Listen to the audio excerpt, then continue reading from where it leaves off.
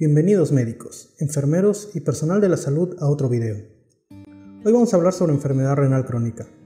Esto para hacer secuencia a nuestro video subido anteriormente sobre lesión renal aguda.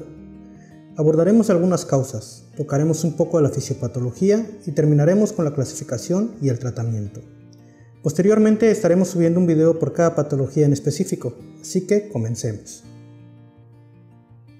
La definición hace énfasis en la disminución de la tasa de filtrado glomerular con un valor menor a 60.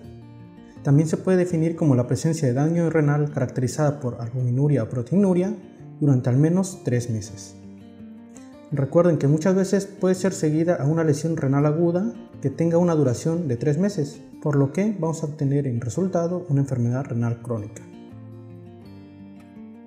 ¿Cuáles son los factores de riesgo? Pues muchos de estos ya han sido tocados en el video de lesión renal aguda. Tenemos a la diabetes, la hipertensión arterial sistémica, enfermedades autoinmunes, el uso de fármacos como AINES, aminoglucósidos, la obstrucción urinaria de manera crónica, la infección recurrente de las vías urinarias y la litiasis urinaria. ¿Cómo se clasifica a la enfermedad renal crónica? Bien, en este cuadro te puedo mostrar las principales causas de enfermedad renal crónica en México. Si te das cuenta, casi la mitad de los casos de enfermedad renal crónica son causadas por diabetes mellitus, 44.9%. Es por eso que muchas veces se tiende a clasificar a la enfermedad renal crónica como aquella de origen diabética y de origen no diabético. También tenemos un tercer grupo de pacientes que son los enfermos renales crónicos secundarios a una cirugía de trasplante renal. Ten en cuenta que la mayor parte de los casos de enfermedad renal crónica son causadas por estas dos patologías, diabetes e hipertensión. ¿Cuál es el cuadro clínico? Al igual que en la lesión renal aguda, esto depende de la causa que esté condicionando a la enfermedad renal crónica. Hay que recordar que muchos de los datos clínicos son secundarios a la elevación de los elementos azoados. Por ejemplo, en el sistema digestivo tenemos el aliento urémico.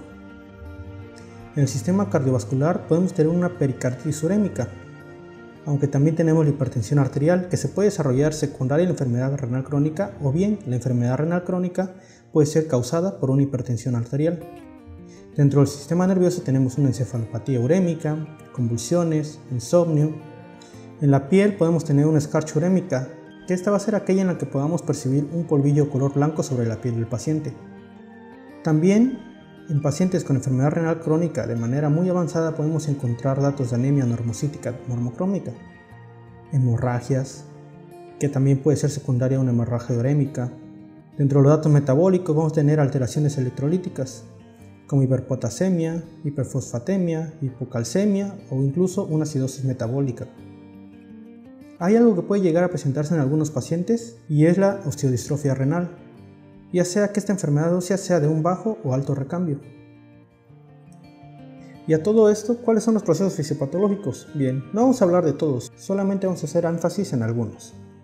Por ejemplo, en el caso de la hipertensión arterial, se va a deber a la retención de agua y sodio, lo cual nos va a condicionar cierta oliguria, es decir, el paciente no va a estar orinando y al acumularse el sodio y el agua, vamos a tener un estado de hipervolemia, lo que nos va a condicionar la hipertensión arterial. En los casos en los que los pacientes tienen acidosis metabólica, esta suele ser una acidosis con un anion gap elevado y se debe principalmente al déficit en la producción de bicarbonato, seguido de una hipercloremia. Algo que te comentaba que algunos pacientes pueden tener es esto que se llama osteodistrofia renal. ¿Y a qué se debe? Bueno, va a haber una disminución en la producción de 1-alfa hidroxilasa, lo que va a disminuir la conversión de la vitamina D en vitamina D3, que es su forma activa. Esto va a condicionar que haya una menor absorción de calcio, que al sumarse con la disminución en la extracción de fósforo, vamos a obtener como resultado un aumento de la hormona paratiroidea. Aquí cabe recalcar que secundario a todo esto podemos obtener calcificaciones de manera metastásica en tejidos blandos, sobre todo cuando tenemos un calcio y un fósforo el cual el producto nos da valores mayores a 40. A esto se le conoce como osteodistrofia renal. El diagnóstico tiene que ser multisistémico, es decir, tenemos que hacer un buen interrogatorio en la historia clínica, hacer un examen físico exhaustivo con los múltiples signos y síntomas que te dije anteriormente, documentar antecedentes personales patológicos de importancia, ya sea una hipertensión arterial de larga evolución, una diabetes mellitus descontrolada de larga evolución o bien que ya se haya documentado anteriormente al paciente como un enfermo renal crónico. Ya sea para sospechar o para ver el avance en la patología del paciente, podemos apoyarnos por métodos de laboratorio como la biometría hemática, la química sanguínea, electrolitos séricos, el perfil de hierro, medir los niveles basales de vitamina D y también medir los niveles de la hormona paratiroidea. Y hemos dicho que muchas veces tenemos elevación de azoados, es por eso que nos va a servir la química sanguínea, para cuantificar los niveles de urea, de BUN, esto en caso de que nos estemos presentando ante un síndrome urémico. También hemos comentado que muchas veces existen alteraciones electrolíticas y que también es común tener alguna anemia normocítica normocrómica. Es por eso que tenemos que tener documentada una biometría hemática y medir los perfiles de hierro. ¿Cómo vamos a saber de manera confiable que tenemos un daño renal? Existen diversos marcadores específicos de daño renal. Aquí nada más vamos a mencionar a la creatinina y a la proteinuria. La proteinuria o albuminuria es evidencia confiable de daño renal. En caso de tener ciertos elementos formes en el examen general de orina, podemos considerar alguna enfermedad glomerular, alguna enfermedad intersticial o vascular. La creatinina no es del todo confiable, ya que esta, al ser secretada en el túbulo contorneado proximal, suele sobrevalorar a la función renal. Por lo tanto, la vamos a usar solamente para tener un estimado de la tasa de filtración glomerular. Y por último, hay que mencionar que la medición de creatinina en 24 horas solamente es útil en algunos pacientes. Por ejemplo, en pacientes que no llevan una dieta como cualquier otra persona o en aquellas personas que tienen una masa muscular diferente, ya sea personas desnutridas o con amputaciones. Y bien, ¿cómo vamos a estimar la tasa de filtrado glomerular? Ya hemos dicho que para esto nos vamos a apoyar de la creatinina. Tenemos diversas fórmulas. Tenemos la fórmula MDRD, en la cual tenemos que realizar los siguientes cálculos.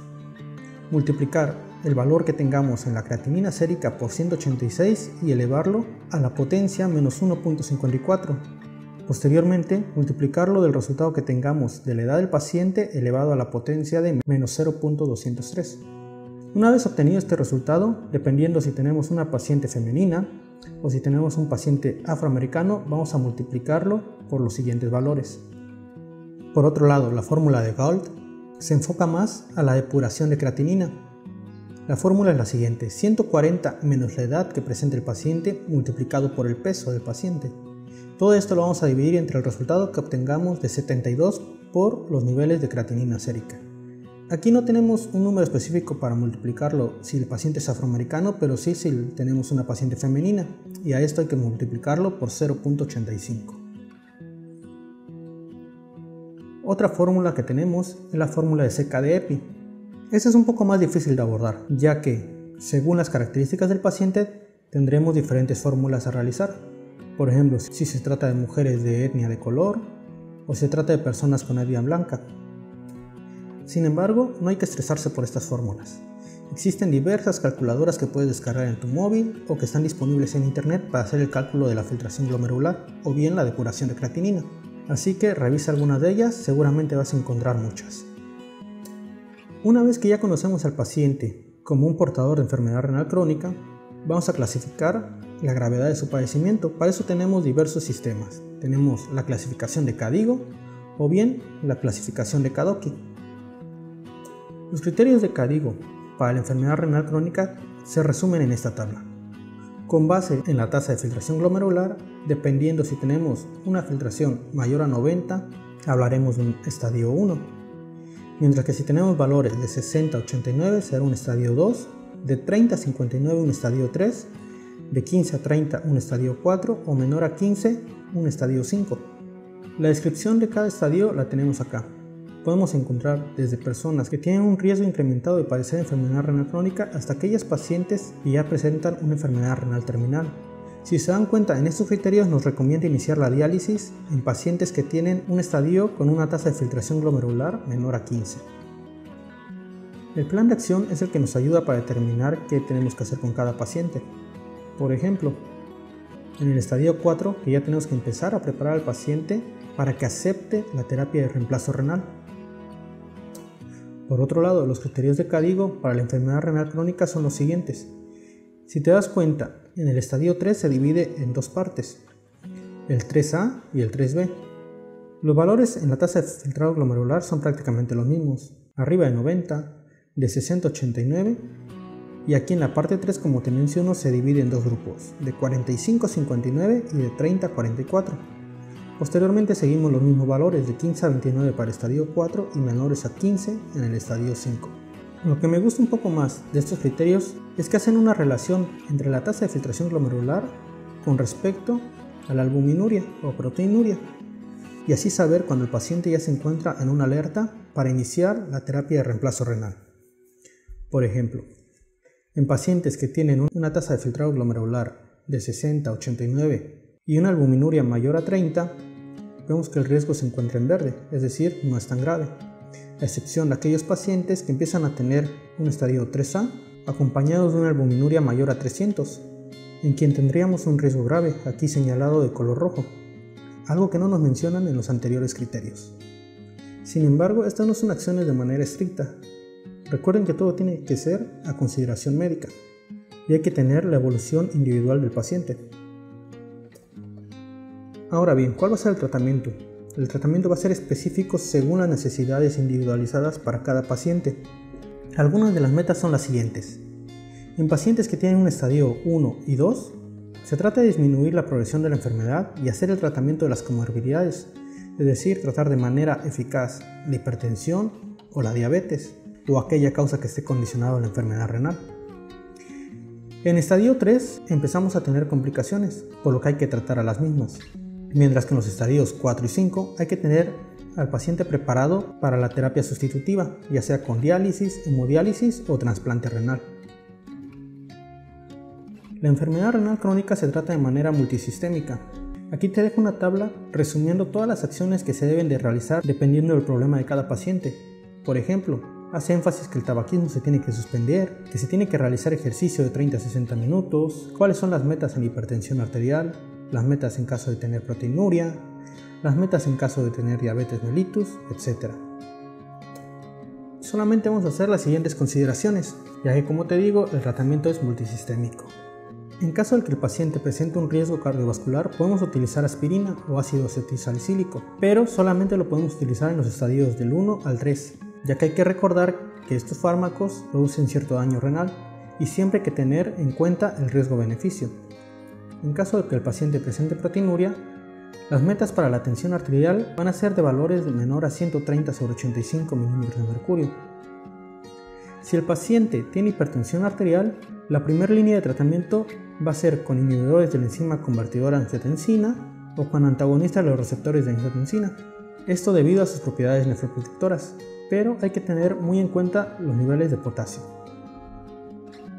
Por otro lado, cuando no se pueden utilizar IECAS o ARAS, podemos utilizar bloqueadores de calcio como verapamilo o diltiazem. Con estos fármacos tenemos que tener cuidado en las disminuciones de la tensión arterial por valores menor a 110 milímetros de mercurio, ya que nos podría estar condicionando una hipoperfusión renal. Si el paciente tiene una tasa de filtrado glomerular mayor a 30, se recomiendan los diuréticos tiacídicos, mientras que para aquellos pacientes que presentan una tasa de filtrado glomerular menor a 30 se recomiendan los diuréticos de ASA. En caso de que el paciente presente dislipidemia, se pueden usar estatinas y es de especial importancia para disminuir la progresión del daño renal. Sin embargo, se tiene que reducir la dosis al 50% en caso de tener estadios 4 y 5. La excepción a esta regla son la atorvastatina y la pravastatina. En caso de que el paciente simplemente presente hipertrigliceridemia, podemos utilizar los fibratos. Es muy importante recordar que no se tienen que combinar los fibratos con las estatinas, debido a que aumentan el riesgo de miopatías y rabdomiólisis. Al igual que las estatinas, la dosis debe ser ajustada a la tasa de filtración glomerular, pero el fármaco que se puede dar en dosis normales es el gemfibrosilo. Si el paciente es diabético y presenta niveles de glucosa bastante elevados, debemos evitar la metformina en los estadios 4 y 5, es decir, tenemos que tratar al paciente prácticamente con insulinas, pero esta también tiene que ser ajustada conforme a la tasa de filtración glomerular. Y a todo esto, ¿cuándo debemos iniciar el tratamiento sustitutivo? Como ya te comentaba en el video anterior, existen indicaciones relativas e indicaciones absolutas. Las indicaciones relativas pueden ser individualizadas y estar bajo criterio médico, por ejemplo pacientes que tienen un rifle, un áquino o un cadivo en estadio 3, sobre todo si el paciente está de acuerdo y se presenta una rápida progresión de la enfermedad, o bien pacientes que tienen un estadio 2 o inclusive 1 si presentan estados hipercatabólicos, por ejemplo quemados, pacientes que tienen hemorragia de tubo digestivo, en pacientes que tienen sobrecarga de volumen, en pacientes que presentan una sepsis severa o una escasa reserva funcional. Mientras que las indicaciones absolutas son todas estas. Como ya te comentaba y te das cuenta aquí, la mayoría son secundarias a elevación de los azoados, por ejemplo una uremia sérica arriba de 100 mg por decilitro, complicaciones urémicas como encefalopatía urémica, pericarditis urémica, hemorragia urémica, hipercalemia, sobre todo con valores de potasio mayor a 6.000 equivalentes, o en aquellos pacientes que tengan cambios al electrocardiograma, en pacientes que presentan hipermagnesemia o una acidosis con un pH menor a 7.1, en pacientes que presentan oligoanuria con una uresis disminuida por debajo de 200 ml en 12 horas, o bien en aquellos pacientes que se encuentran intoxicados con litio, metanol, etilenglicol o salicilatos. Y bien, así concluimos este pequeño resumen. Recuerda dejar en los comentarios tus dudas, preguntas y sugerencias. Conforme vayamos subiendo videos sobre cada patología, abordaremos un poco más, ya sea sobre la lesión renal aguda o sobre la enfermedad renal crónica. Así que suscríbete si no quieres perderte los videos que vienen. Recuerda que también puedes seguirnos en Facebook, Twitter e Instagram, en donde estamos publicando resúmenes a manera de flashcards sobre los temas que venimos publicando aquí. Te dejamos el link en la descripción del video. Así que sin más, nos vemos en la próxima.